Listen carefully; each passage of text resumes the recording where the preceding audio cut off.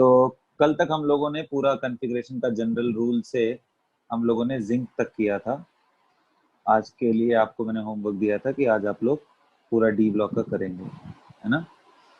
तो आज पहले सिखाते हैं कि फटाफट कैसे लिखना है। सपोज करो बच्चों, देखो अगर आपको पीरियोडिक टेबल ध्यान है ना, तो आप ऐसे ही बिना ज्यादा मेहनत किए आप फटाफट आंसर कर सकते हैं। फॉर एग्जाम्पल, अगर मान लो आपको इलेक्ट्रॉनिक कॉन्फ़िगरेशन किसका लिखना है, स्ट्रोंशियम का,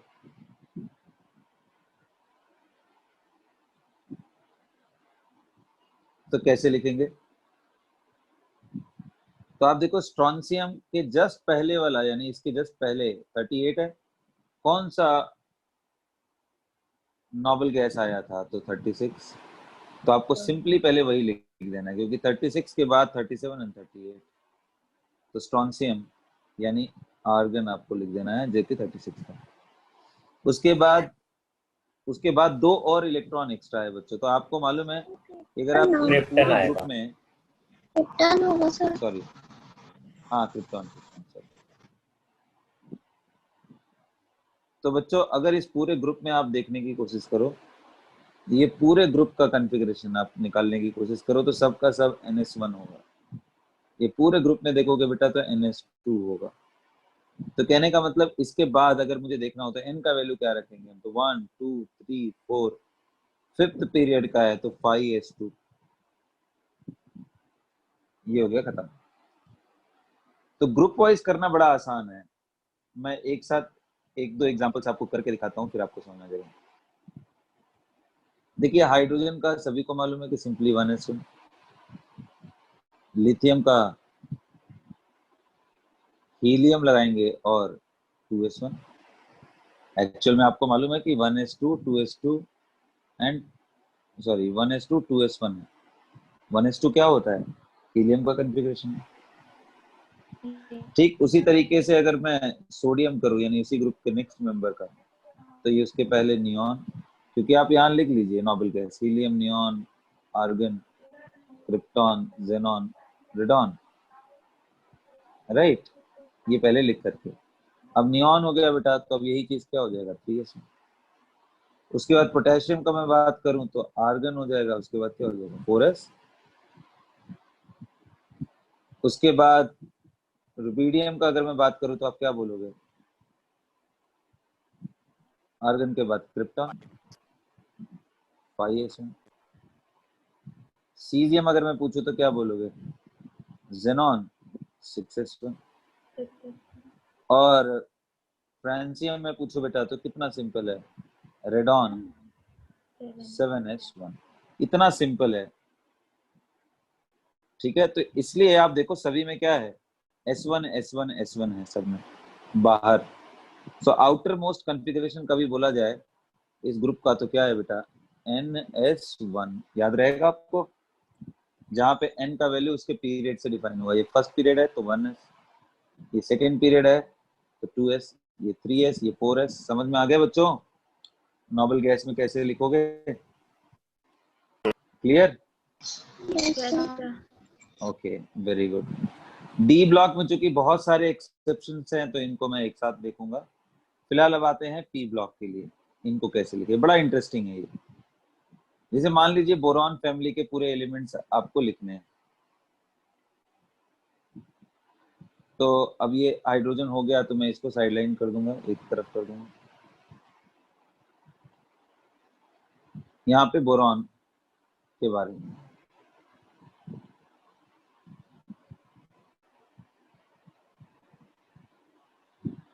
तो बच्चों बोरॉन, फिर क्या है एल्यूमिनियम, फिर क्या है गैलियम, फिर क्या है इंडियम, फिर क्या है थैलियम।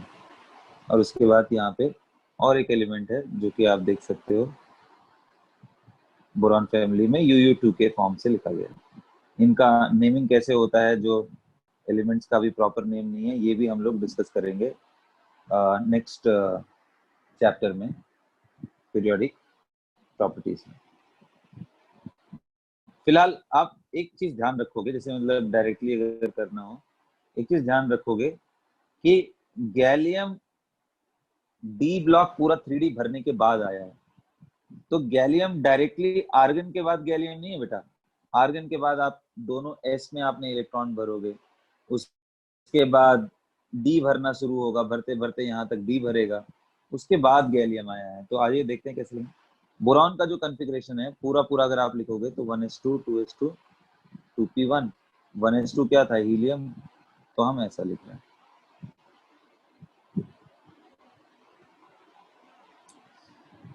अच्छा, ये 2s2 किसके वजह से आया, क्योंकि आप हीलियम भरने के बाद आपने क्या भरा, लिथियम भरा और बेरिलियम, यानी 2 इलेक्ट्रॉन भरे, तो इसलिए 2s2। फिर उसके बाद आप यहाँ आए तो 2p1 आ रहा है समझ में।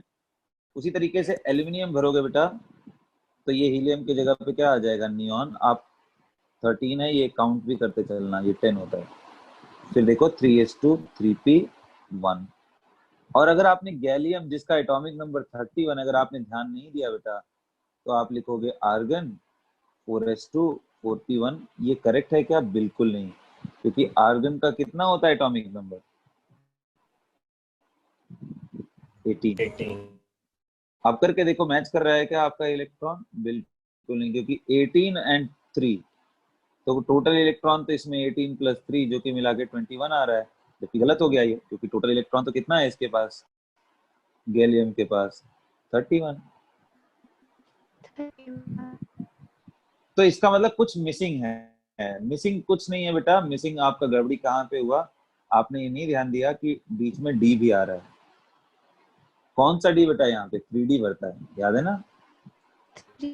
तो आप इसको, तो यहाँ पे जो मिस्टेक हो रहा था कि वो 3D आपको पहले भरना था, 3D10 फिर 4s2 फिर 4p1, ऐसे होगा इसका कॉन्फ़िगरेशन। लेकिन अभी भी जो आउटर मोस्ट है, आउटर मोस्ट मतलब सबसे बाहर वाला कॉन्फ़िगरेशन, वो तो अभी भी s2p1 ही है। देखिए s2p1 s2p1, समझ में आ रहा है बच्चों।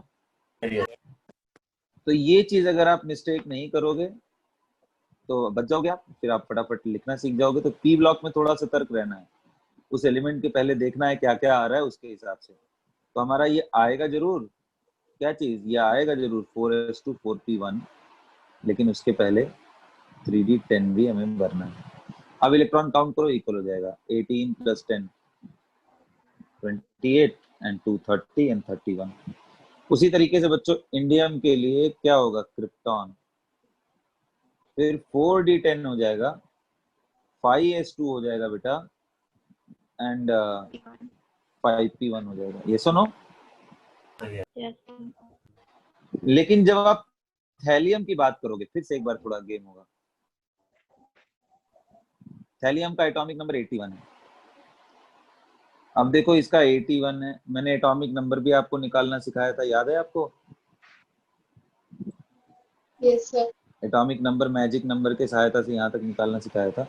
तो 81 के लिए अगर आपने गलती ऐसा कर दिया, क्रिप्टॉन के बाद सीधा जेनॉन लिख दिया और उसका 5D10 और 6s2 एंड 6p1 कर दिया, तो इसमें गड़बड़ी क्या आने वाली है, आप इलेक्ट्रॉन काउंट करके देखो।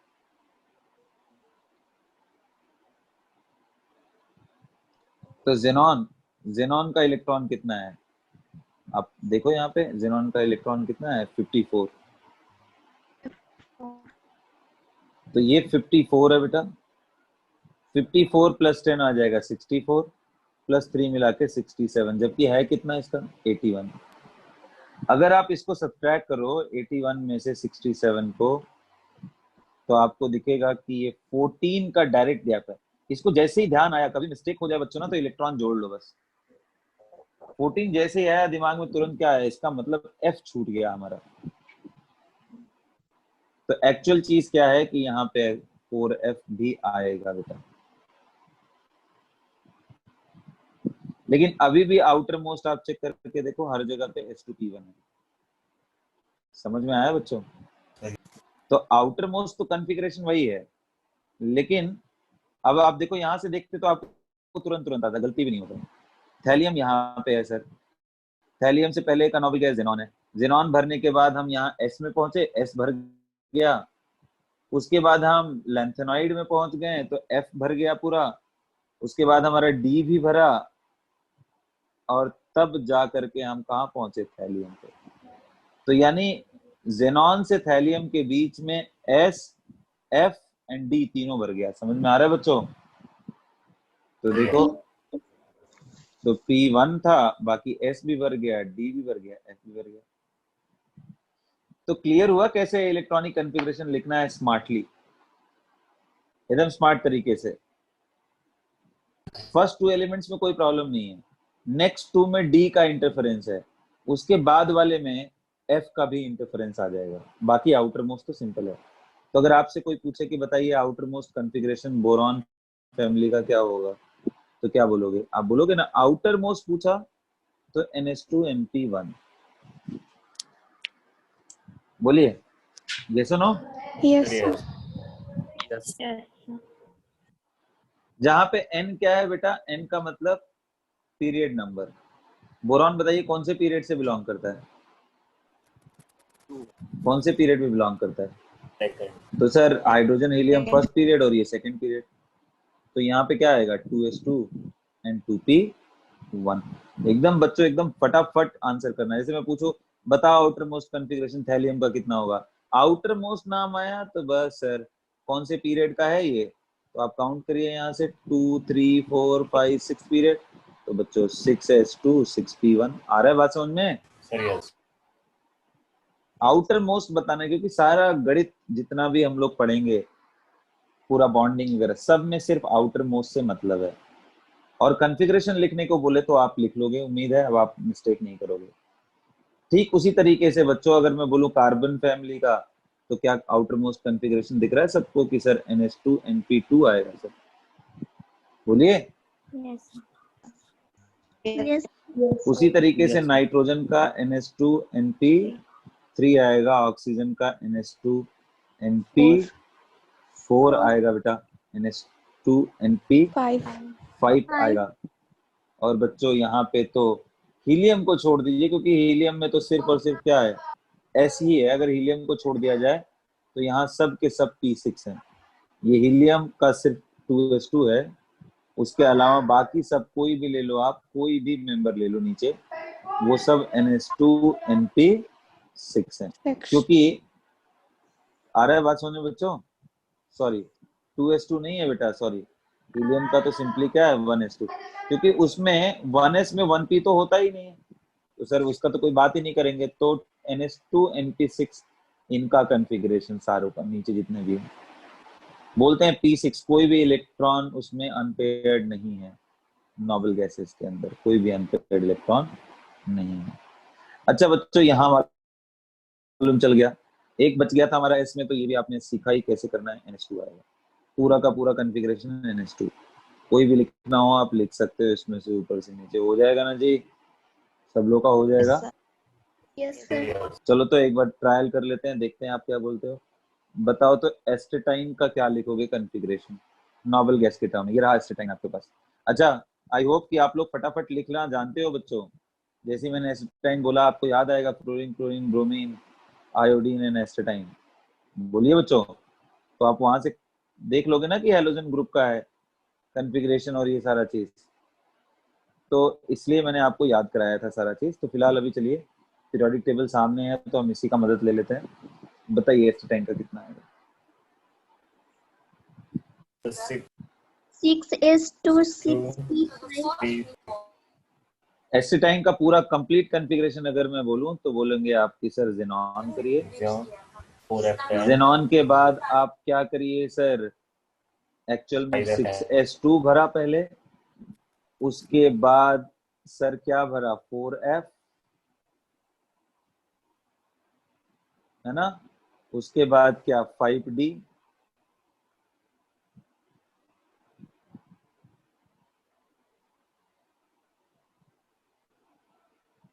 और उसके बाद 6p। 6p कितना 5। लेकिन लेकिन हमें मालूम है कि भरने के बाद सेल के हिसाब से अरेंज करना है, तो इनको मैं अंदर कर दूंगा, एस को मैं बाहर कर दूंगा, तो पूरा पूरा कॉन्फ़िगरेशन ये हो जाएगा बेटा।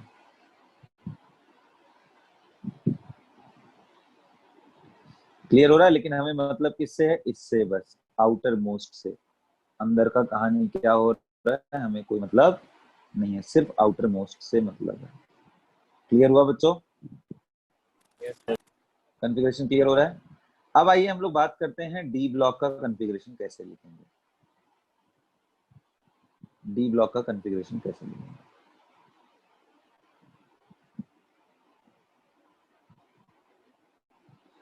तो अब जब डी ब्लॉक की मैं बात करूंगा तो पहले ये सब हटा देता हूँ। अब डी ब्लॉक में बच्चों आपने देखा था पहले ही कि जो 3D था हमारा, सारा गेम उसी पे रुका हुआ है। Scandium, titanium, vanadium, chromium, manganese, iron, cobalt, nickel, copper, zinc.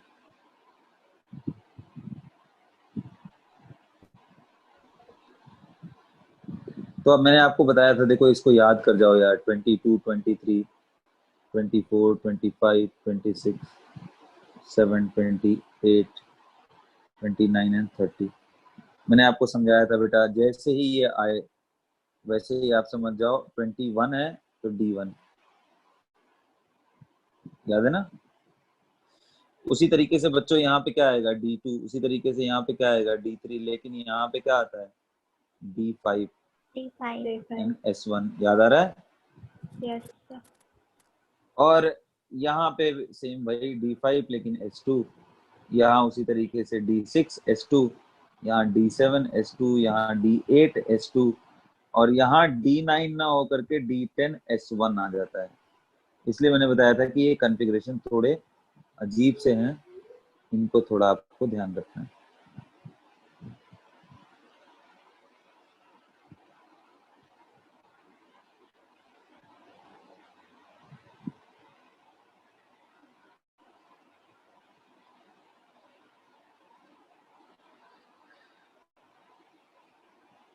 Zinc का फिर उसी तरीके से बेटा D10 एंड S2।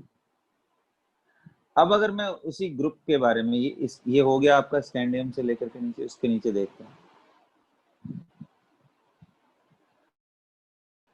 तो बच्चों स्कैंडियम, टाइटेनियम, अब मैं एक साथ दिखा दूंगा, vanadium, chromium, manganese, iron, cobalt, nickel, copper and zinc.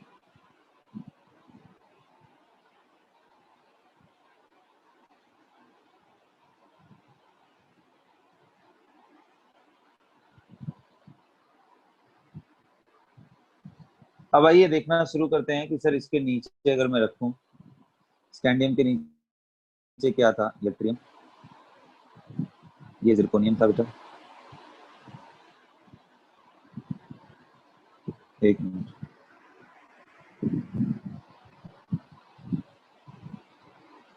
Niobium, molybdenum,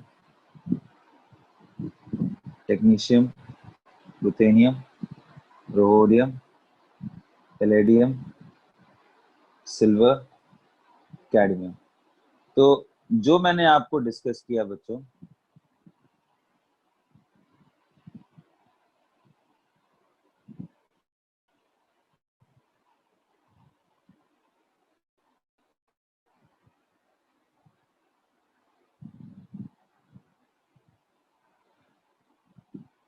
जो मैंने आपको डिस्कस किया कि इस एरिया में, इस जगह पे हमारे पास क्या था, क्रोमियम और कॉपर एक्सेप्शनल था। बच्चों ये 3D सीरीज था, ये 4D सीरीज है। 3D सीरीज क्यों बोलते हैं? क्योंकि यहाँ पे 3D में इलेक्ट्रॉन हमारा भर रहा है, 3D1, 3D2, 3D3। यहाँ ये 4D सीरीज है। अब 4D सीरीज में अगर मैं बात करूं बच्चों, तो ये ट्रियम, जिरकोनियम, नियोबियम जब स्टार्ट करोगे आप, तो ये यहां से ले करके पूरा मंडली यहां तक, सब के सब एक्सेप्शनल कॉन्फ़िगरेशन,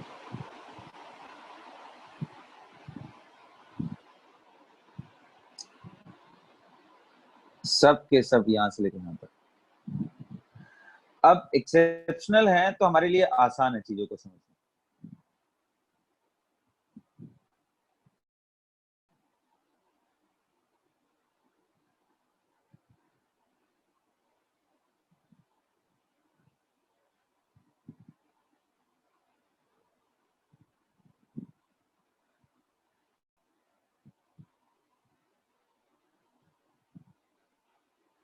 हमारे लिए आसान है समझना, क्योंकि हमें मालूम था कि यहाँ 21 था, ये 22 था, 23, ऊपर से ही रेफरेंस लेना है और फटाफट आंसर करना है।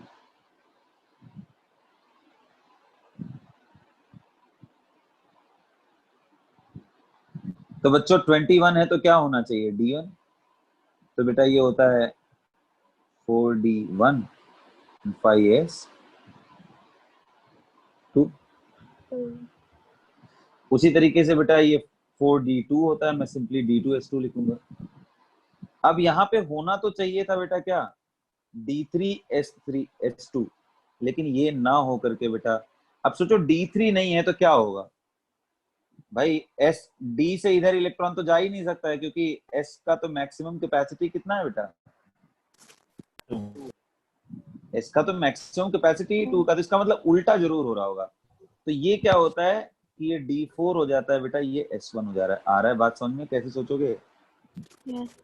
उसी तरीके से इसका क्या हो जाएगा बेटा, होना चाहिए था सर D4S2, लेकिन हो क्या जाएगा D5, S1. क्योंकि 24 में तो D4S2 होना चाहिए, ऐसे ही 25 में क्या होना चाहिए, D5, लेकिन हो जाएगा D6। 26 में D6 होना चाहिए तो हो जाएगा D7। 28 में D8 होना चाहिए तो हो जाएगा D9। 27 में D7 होना चाहिए तो हो जाएगा D8। 28 में हो जाएगा D9।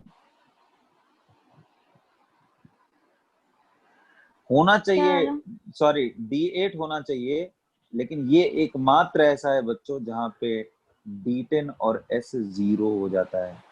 ये बड़ा इंपॉर्टेंट है। करेक्ट है ना बच्चों?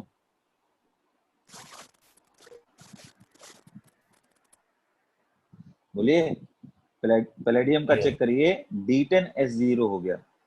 ये पहला ऐसा है जिसमें S 0 हो गया, और कोई S 0 नहीं था। देख के बताइए बच्चों, करेक्ट है? Yes. इसका होना चाहिए था D9, बट ये होता है D10 और S1। और कैडमियम तो एज यूजुअल बेटा, इसमें तो कोई दिक्कत ही नहीं है, D10 S2। तो बड़ा सिंपल है। एक बार अगर आपको मालूम चल गया ना कि कौन से एक्सेप्शनल हैं, तो उसके बाद आप आराम से 3D के बिहाफ पे आप बोल सकते हैं, क्योंकि नियम के हिसाब से ये D1, D2, D3, D4, D5, D6, 7, 8, 9, 10 exceptional है, तो क्या होगा, S का इलेक्ट्रॉन उसमें चला आया होगा। इस वजह से सभी में हमने ये देखा, एक बड़ा अलग से है, इसमें एक इलेक्ट्रॉन नहीं बल्कि दोनों का दोनों इलेक्ट्रॉन आ जाता है। होना चाहिए था इसको D8S2, बट दोनों इलेक्ट्रॉन अंदर आके वो D10। तो याद रहेगा बच्चों यहाँ से यहाँ तक। अगर कभी भी कॉन्फ़िगरेशन लिखना हो तो लिख लोगे सब लोग। देखो इसमें फर्स्ट 2 और लास्ट बस यही बच्चे रह गए। क्लियर है? Yes, sir. अब बच्चों, अब बारी जब लैंथेनम की आती है, यानी लैंथेनॉइड्स, थोड़ा कहानी अलग हो जाता है।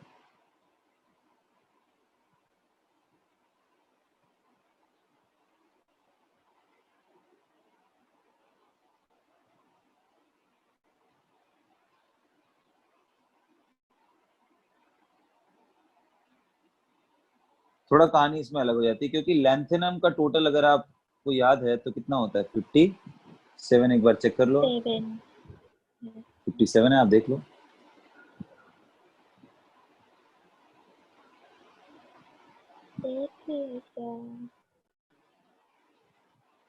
तो अब जब 57 है बच्चों, तो इसका स्टार्टिंग करेंगे अगर हम, तो आपको याद है 1s2, 2s2, ss, फिर ps 2p6, 3s2, 3p6, 4s2, फिर dps 3d10, 4p6, 5s2। अब बताओ ये कौन से पीरियड में है बेटा,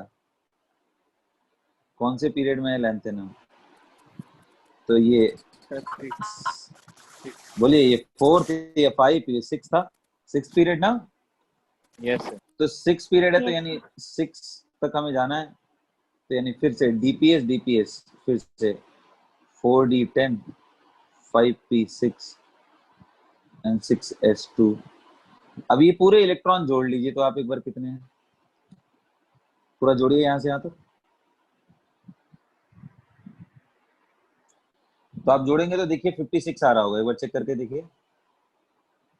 अरे बच्चों देखो ये कितना हो गया, 18 18 36, 36 और 16 कितना हुआ,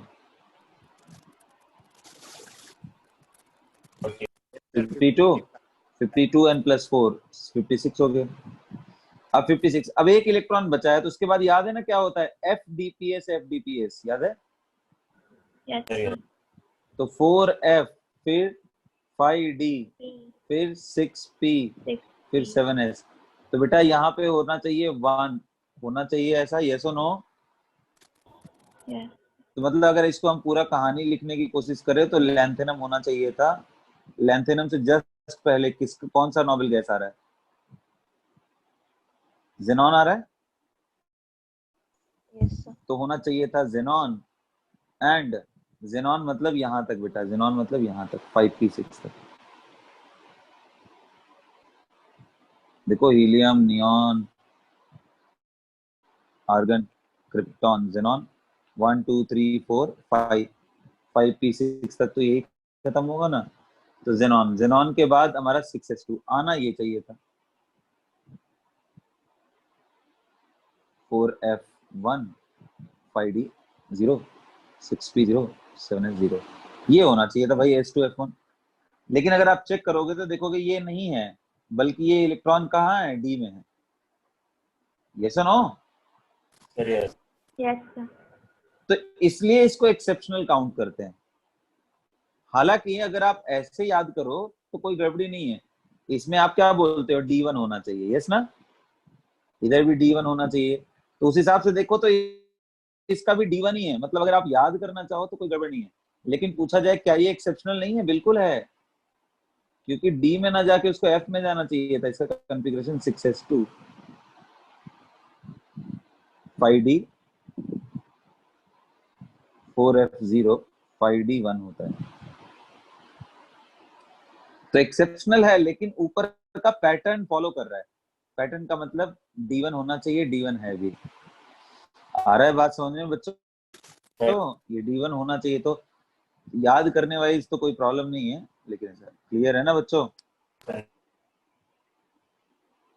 हाँ। Yes, sir. Yes, sir. अब उसके बाद देखो, अब उसके बाद इसमें कोई विशेष परेशानी नहीं, सिर्फ ये दो एलिमेंट और होते हैं। ये दो एलिमेंट का मतलब लास्ट वाला, ये कौन सा था, 8, ये था 9, ये था 10। मतलब अगर आप गिनती गिनो तो 1 2 3 4 5 6 7 8 9 10, लिया ना भाई D10, डी वाले तो ऐसे ही होते हैं। अब सब फटाफट हो जाएगा, और कहीं कोई गड़बड़ी नहीं है, सब एज इट इज है। यहाँ गड़बड़ी होना चाहिए D8, लेकिन होता है D9s1। ये होना चाहिए D9, लेकिन होता है D10s2। हो जाएगा बच्चों, बस बाकी तो एज इट इज। ये W है तो ये होता है D4s2, ये D5s2। समझ में आ रहा है, ये D6s2, इन सब में कोई प्रॉब्लम नहीं है। तो प्रॉब्लम वाली जितनी जगह थी वो मैंने मार्क कर दिया। तो यहाँ पे, हालांकि ये प्रॉब्लम वाला जगह नहीं है, इसको विशेष स्टार लगाना चाहिए। प्रॉब्लम एक्चुअली में इसके कॉन्फ़िगरेशन में है, लेकिन अगर आप पैटर्न देखोगे तो पैटर्न ये D1 ही है। ये बड़ा ध्यान रहे, नहीं तो गड़बड़ा ना जाए बच्चों। पता चला एक्सेप्शन एक्सेप्शन में आपने फिक्स कर लिया। तो ये हो गया पूरा डी ब्लॉक का कॉन्फ़िगरेशन बच्चों। अब मैं आता हूँ किसका, एफ ब्लॉक का। ये देखो मैंने चार्ट बना रखा है। तो एफ ब्लॉक में जैसा मैंने बताया कि जब आप शुरू करोगे लैंथेनम का, तो लैंथेनम का जब शुरू किया था तो कहाँ पहुंचा था, ये देखो 4f भरने के बाद 5d भरना चाहिए। तो अब 4f में भरना शुरू होता है, फिर उसके बाद 5d में। तो अब तो 4f ही भरेंगे, ये देखो। तो लैंथेनम का यहाँ देखो क्या है, 4f में कोई इलेक्ट्रॉन नहीं है, इसलिए मैंने इसको एक्सेप्शनल बोला था।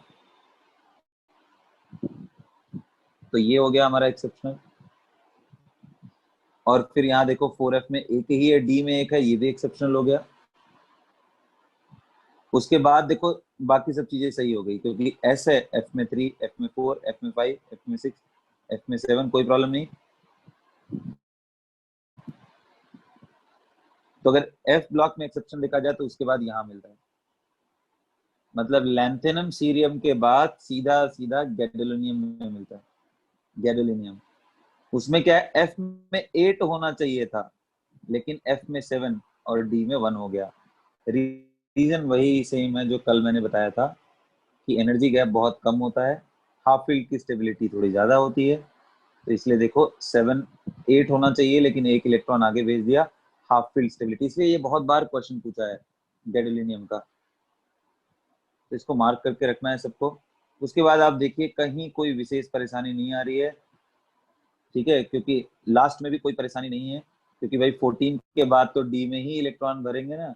इसीलिए कुछ कुछ किताब में आप देखो तो इस ग्रुप में यहाँ जो मैंने लैंथेनम लिखा है, लैंथेनम ना लिख करके इस जगह पे क्या लिखा गया है, ठीक है, यही ल्यूटेशियम को लिखा गया है, क्योंकि ल्यूटेशियम में प्रॉपर एफ भरने के बाद डी स्टार्ट होता है, D1, ठीक है। तो ये है बड़ा इंटरेस्टिंग।